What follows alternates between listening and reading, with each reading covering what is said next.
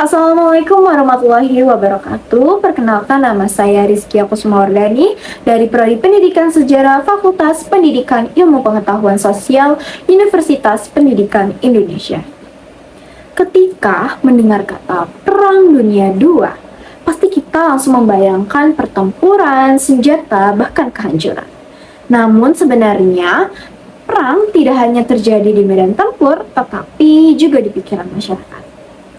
Berbagai negara menggunakan cara tertentu untuk mempengaruhi masyarakatnya agar mendukung perang. Nah, cara tersebut dinamakan dengan propaganda. Pemerintah berusaha untuk membentuk pola pikir, sikap, bahkan emosi masyarakat terhadap perang dan musuhnya. Dalam video ini, saya akan membahas bagaimana propaganda digunakan dalam Perang Dunia II, mulai dari pengertiannya, penerapannya di Eropa oleh Jerman Nazi, hingga penggunaannya di Indonesia pada masa kependudukan Jepang.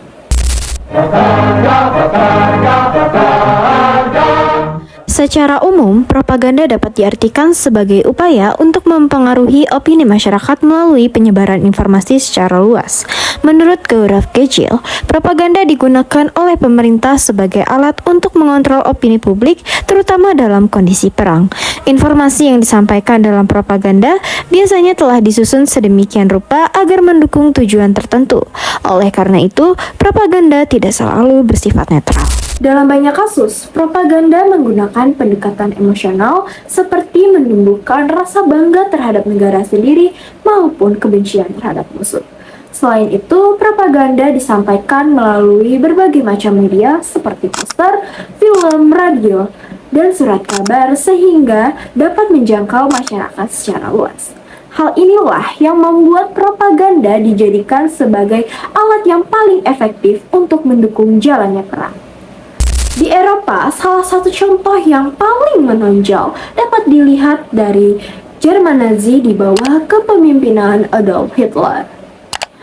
Pemerintah Nazi menggunakan berbagai macam media untuk menyebarkan propaganda, mulai dari poster, film, hingga siaran radio. Poster-poster propaganda biasanya dibuat dengan desain yang menarik dan pesan yang kuat, seperti ajakan untuk bergabung menjadi tentara atau mendukung kebijakan pemerintah. Selain itu, propaganda juga digunakan untuk membangun citra positif terhadap negara Jerman, sekaligus menciptakan citra negatif terhadap musuh. Salah satu dampak yang paling terlihat adalah bagaimana propaganda digunakan untuk mempengaruhi pandangan masyarakat terhadap kelompok tertentu seperti kaum Yahudi yang kemudian dipersepsikan sebagai musuh. Melalui propaganda yang terus-menerus disebarkan, masyarakat secara perlahan diarahkan untuk mempercayai informasi tersebut tanpa banyak mempertanyakan kebenarannya. Propaganda tidak hanya terjadi di Eropa saja, namun juga terjadi di Indonesia pada masa pendudukan Jepang.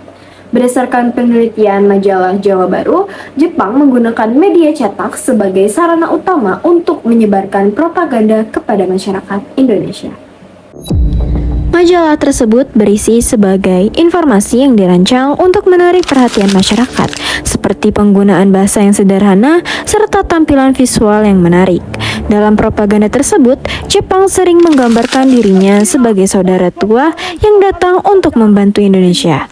Namun, di balik pesan tersebut terdapat tujuan lain, yaitu untuk mendapatkan dukungan dari masyarakat agar bersedia membantu kepentingan Jepang, baik dalam bentuk tenaga kerja maupun sumber daya.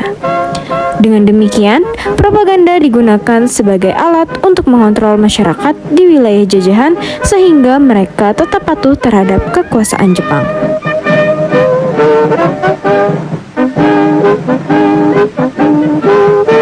Selain majalah, media lain seperti surat kabar juga memiliki peran penting dalam menyebarkan propaganda. Salah satu contohnya adalah Koran Bintang Borneo yang menyampaikan informasi terkait awal Perang Dunia II kepada masyarakat.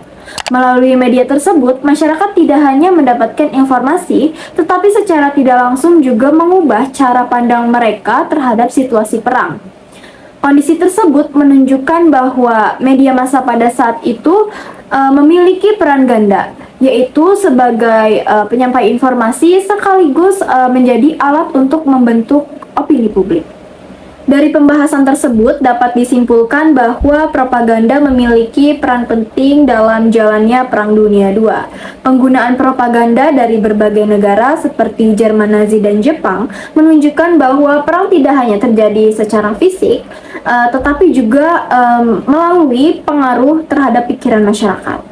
Maka dari itu, propaganda dapat dikatakan sebagai salah satu bagian penting dari peristiwa Perang Dunia II karena memengaruhi jalannya peristiwa pada saat itu serta memengaruhi sikap masyarakat pada saat itu. Mungkin sekian penjelasan dari saya. Mohon maaf apabila ada salah kata. Wassalamualaikum warahmatullahi wabarakatuh.